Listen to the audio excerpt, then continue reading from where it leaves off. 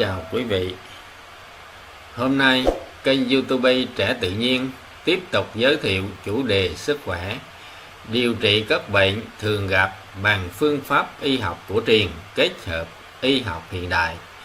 Rất mong quý vị theo dõi và ủng hộ kênh bằng cách nhấn nút đăng ký kênh, like và chia sẻ cho mọi người cùng xem. Cảm ơn quý vị nhiều. Sau đây mời quý vị tiếp tục xem video. Xin chào.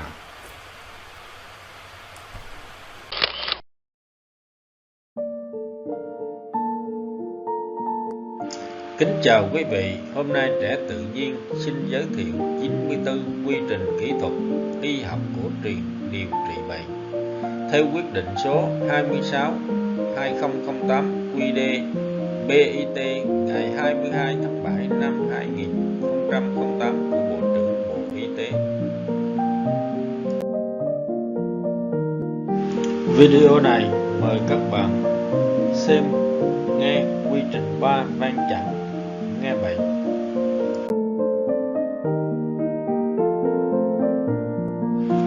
Van chặn nghe bệnh là người thầy thuốc dùng ta để nghe tiếng nói, hơi thở, tiếng ho, tiếng nấc của người bệnh. Thầy thuốc dùng mũi để ngửi hơi thở các chất thải như phân, nước tiểu, khí hư của người bệnh để giúp phân biệt tình trạng bệnh thuộc hư hay thật, bệnh thuộc hàn hay thuộc nhiệt của người bệnh để đề ra pháp điều trị phù hợp. Nghe tiếng nói của người bệnh, tiếng nói nhỏ, thều thào, không ra hơi, đó là chứng hư. Tiếng nói to, mạnh là chứng thật. Tiếng nói ngạo, không rõ âm từ là trúng phong đàm. Lẩm bẩm nói một mình, tâm thần hư tổn.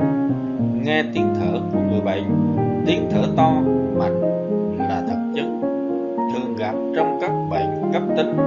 Tiếng thở nhỏ, ngắn, gấp là hư chứng, thường gặp trong các nơi bệnh nhân nặng ốm lâu ngày.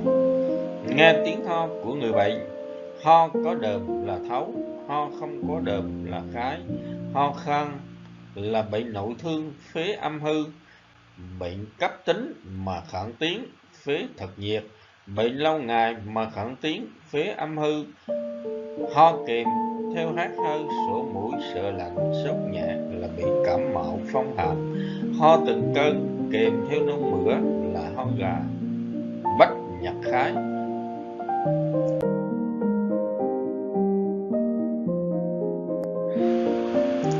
Ngửi các chất bè tiết của bệnh nhân, phân tanh hâu loạn là do tỳ hư, phân chua thấu khảm do tích nhiệt thực tích, nước tiểu kha độc do thấp nhiệt, nước tiểu trăm không kha số lượng nhiều thận dương hư, nước tiểu nhiều có ruồi bâu kiến đậu là đá thấu đường, khí hư của phụ nữ mà hoàng mùi hâu, thấp nhiệt viêm nhiễm bộ phận sinh dục, khí hư màu trắng số lượng nhiều là hư hàn, ở hơi có mùi chua hang là do tỳ vị bị tung trệ, tiêu hóa không tốt, hơi thở hâu kèm theo lửa lát bị niêm mạc miệng, lưỡi gà là do bị nhiệt.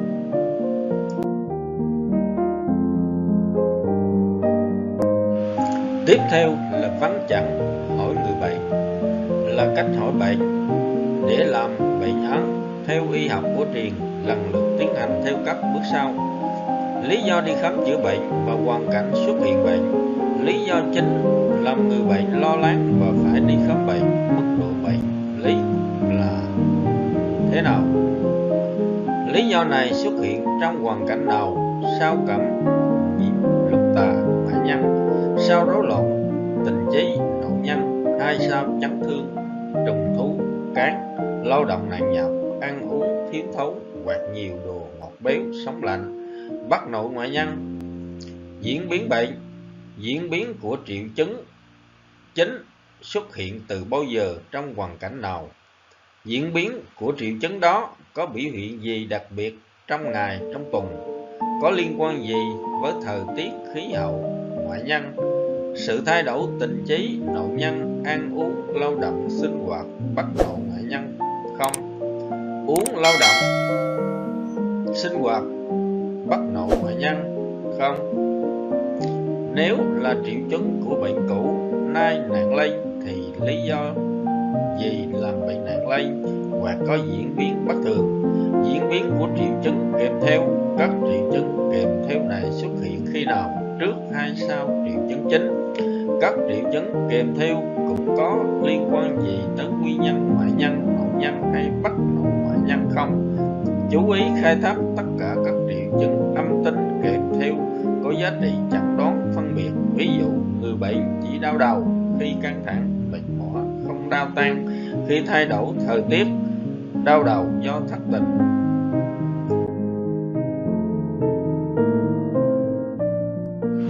Các phương pháp điều trị đã sử dụng và kết quả. Nếu người bệnh chỉ dùng các phương pháp điều trị y học hiện đại đơn thuần, chỉ hỏi lướt qua không tìm hiểu sâu, cố gắng khai thác kỹ và hết các phương pháp điều trị bằng y học cổ truyền mà người bệnh đã sử dụng. Các phương pháp đó có thể là phương pháp không dùng thuốc, người bệnh tự làm, tự xoa bóp chườm nóng, khám chữa bệnh tại các cơ sở y tế tư nhân và công lập, châm cứu, xoa bóp, bấm huyệt, tập khí công dưỡng sinh. Các phương pháp này sử dụng rẻ hay phối hợp với và phương pháp khác. Phương pháp dùng thuốc dùng ngoài hay thuốc uống, dạng thuốc, cách sử dụng, dùng theo chỉ định của ai, tự dùng hay theo kinh nghiệm gia đình, theo lời khuyên của người quen, theo hướng dẫn của lương y thầy thuốc. Nếu dùng thuốc thân, có biết tên bài thuốc hay thành phần bài thuốc không? Nếu không biết thì có biết chẩn đoán bệnh không? Ở đâu chẩn đoán? Tất cả các phương pháp điều trị này đã đạt được kết quả như thế nào?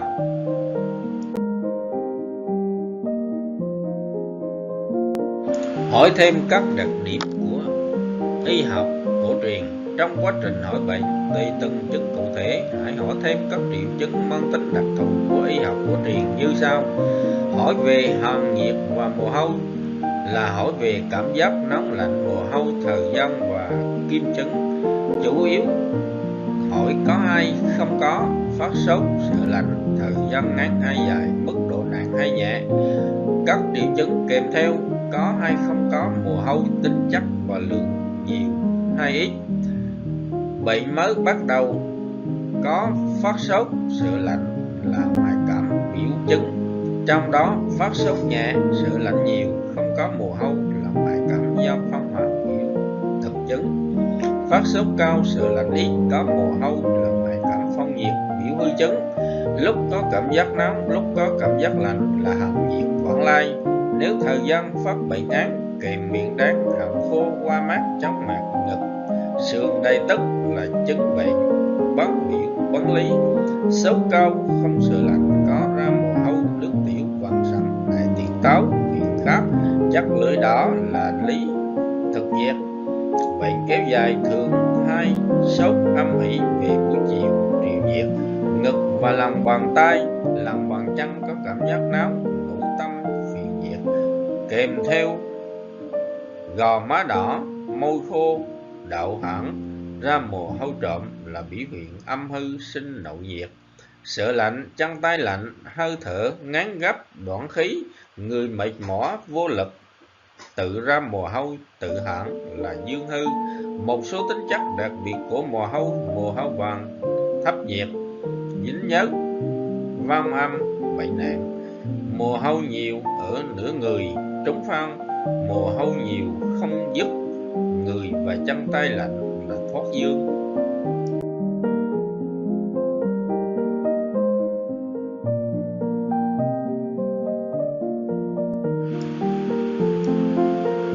Hỏi về đầu, thân, ngực, bụng, tứ chi là hỏi vị trí, đặc điểm, tính chất và thời gian diễn biến của bệnh. Tùy vị trí đau để tìm tổn thương tạng phủ kinh lạc, đau đầu, ván đầu, đầu đau liên tục, chủ yếu ở hai bên thái dương, kèm phát sốt, sợ lạnh, đa số là do ngoại cảm, đau đầu khi đau khi ngực, thường kèm theo qua mắt, chóng mặt, không nóng không lạnh, đa số là do nội thương lý chứng, đau nhiều hoặc chỉ một bên đầu thuộc về nội phong huyết hư. Ban ngày đau đầu khi lao động mệt mỏi, đầu đau tăng lên dương hư. Đau đầu buổi chiều thuộc huyết hư. Đau đầu vào nửa đêm đa số thuộc âm hư. Đau đầu kèm qua mắt, chóng mặt, mắt đỏ, miệng đắng là do căng đỡm hỏa mạnh. Đau đầu kèm qua mắt, chóng mặt, hầu hợp, đánh trống ngực, thở ngán gấp, không có lực là do khí huyết hư nhược.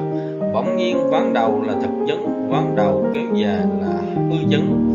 Đầu có cảm giác đau tức nàn căng cứng, tức như bị bọc thuộc thấp nàn. Vị trí đau đầu, các đường kinh dương đều đi lấy đầu, các đường kinh âm có vẻ nhánh lấy đầu. Đau vùng trán thuộc kinh dương minh, đau sau gái thuộc kinh thái dương, đau hai bên đầu thuộc kinh thiếu dương, đau đỉnh đầu thuộc kinh huyết âm. Thân mình tứ chi đau mỏi, toàn thân đau mỏi, phát sốt, sợ lạnh, đa số là do ngoại cảm. Đau mỏi người lâu ngày, đa số là do khí huyết bất túc. Đau mỏi vùng thắt lưng, đa số là do thận hư. Các khớp tứ chi, căn cốt, cơ bắp có cảm giác đau tê hay các khớp sưng. Đau có tính chất di chuyển hay cố định, đa số là do phong hàn thấp tí. Tay chân, thân mình tê dại, ngứa, thường do khí huyết kém. Đau tức vùng ngực, ngực đau, sốt cao, khát, ọc ra, máu mủ, đa số là do phế ung.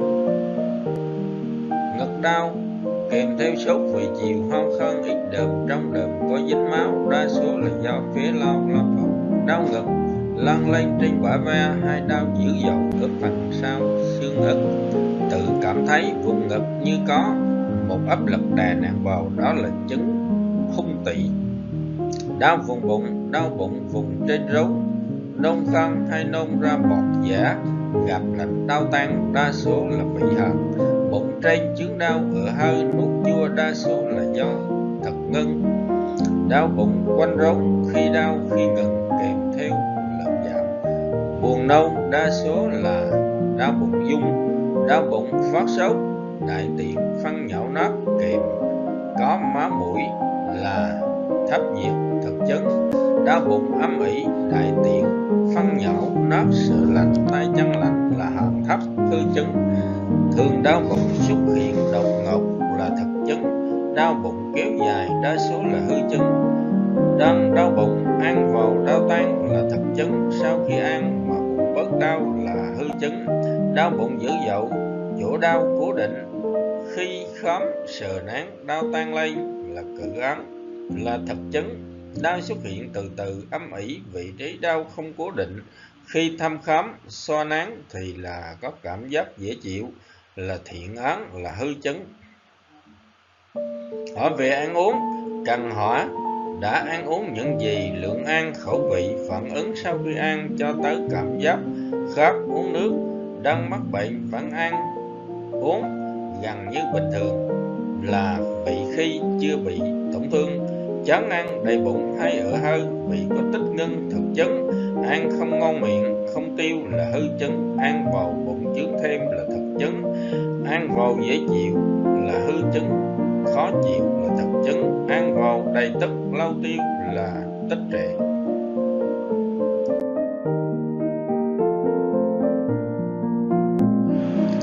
Ăn nhiều mau đó, đa số là bị hoa, cần chú ý loại trừ chứng tiêu khát. Miệng khát, thích uống nước mát, nhiệt ở lý, thích uống nước ấm, hàn ở lý. Không muốn uống vào là nôn ra là thấp nhiệt ở lý. Uống vào không thấy khát là âm hư sinh nổi nhiệt.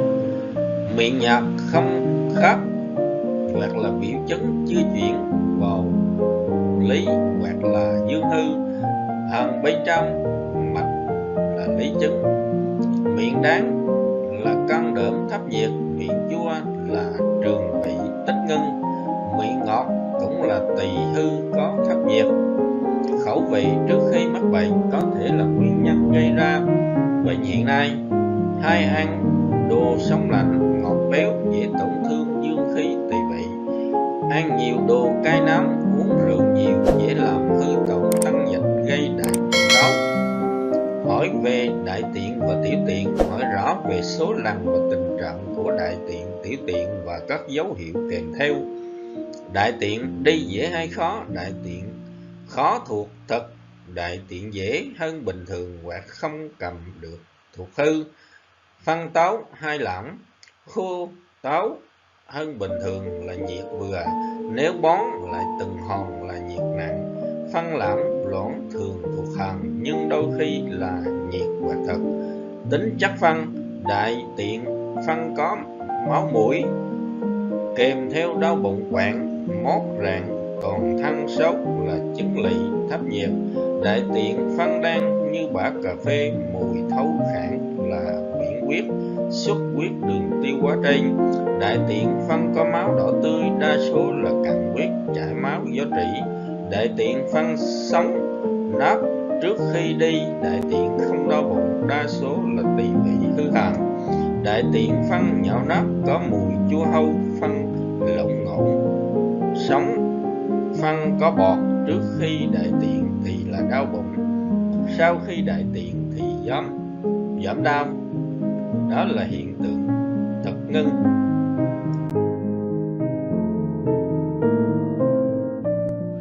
Sáng sớm đã đau bụng, đi ngoài lãm, đa số là thận dương hư. Tiểu tiện đi dễ hơn hay khó hơn? Tiểu tiện khó, nhỏ giọt, chứng thực. U sơ tiền liệt tuyến, viêm bàng quang cấp, sỏi bàng quang.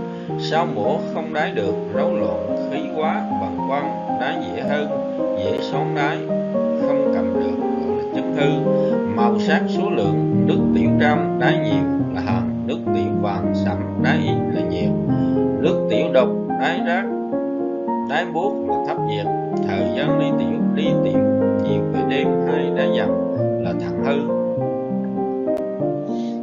Hỏi về giấc ngủ, tìm hiểu về giấc ngủ. Ngủ dễ hay ngủ hay mê, mất ngủ, khó ngủ, ăn uống giảm sút, mệt mỏi hay quay hầu hợp, dễ hoảng hốt là tâm tỳ lưỡng hư.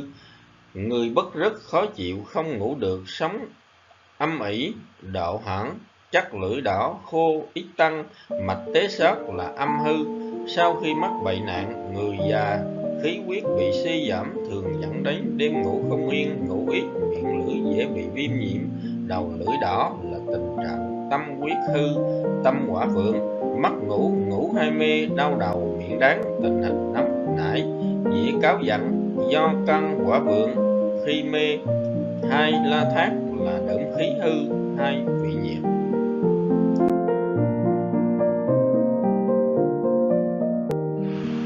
Ngủ nhiều, người luôn mệt mỏi, ngủ nhiều là khí hư. Sau khi ăn mà mỏi mệt muốn ngủ là tỳ bất túc. Sau khi bệnh kéo dài mà ngủ nhiều là chính khí chưa hồi phục. Người nặng nề, mệt mỏi, ngủ nhiều, mạch quản là thấp trệ. Hỏi về ta, trong y học cổ truyền giữa ta với các tạng phủ như thận, can, đỡm có liên kết mật thiết. Điếc lâu ngày đa số là do thận hư, khí hư. Trong bệnh ôn nhiệt mà xuất hiện tan nghe kém là biểu hiện nhiệt tà đã gây tổn thương phần âm dịch. Ta ù xuất hiện từ từ tan dần kèm tâm phiền, đầu ván là thận hư. Ta ù xuất hiện đột ngột kèm theo tức ngực, đau vùng mạn sườn, miệng đắng, đại tiện khô táo, nôn mửa, bồn chồn là căn đỡm quả vượng. Riêng đối với phụ nữ cần hỏi thêm về kinh đớ, thai sản, kinh nguyệt. Khi nào bắt đầu có kinh, đã sạch kinh chưa, khi nào, chu kỳ kéo dài bao lâu, số lượng nhiều hay ít, tính chất kinh nguyệt có thông kinh hay không. Kinh nguyệt trước kỳ lượng nhiều, đỏ sẫm đạt, miệng khô, môi đỏ là huyết nhiệt. Kinh tím, đen, lẫn máu cục là thực nhiệt. Kinh nguyệt sau kỳ lượng kinh ít, đỏ nhạt, loãng, sắc mạc nhợt là huyết hư. Nếu như kèm tay chân lạnh, sắc mạc nhợt là hư hàn. Nếu kinh tím sẫm, thành cục, bụng dưới đau, cự ám là tình trạng khí ngân huyết ứ. Máu kinh có mùi hâu là nhiệt chứng, có mùi tanh là hàn chứng, khí hư đớ hạ. Mùi và màu sắc tính chất của khí hư, trăm loạn tanh là hư hàn, vàng đạt hâu là thấp nhiệt. Đã hay chưa kết hôn, tình hình sinh đẻ, số lần có mang lần đẻ có hay không, có đẻ khó, số lần sải nào hút thai, Sau khi đã sẵn dịch ra liên tục kèm theo bụng dưới đau, cự áo là huyết nhiệt.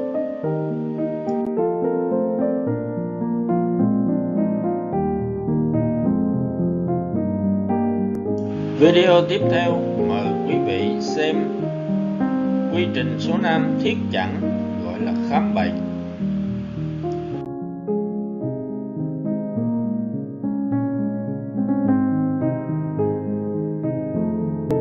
Nếu các bạn thấy video này hữu ích, xin hãy nhấn nút like, chia sẻ và đăng ký. Dạ Tự Nhiên xin chân thành cảm ơn.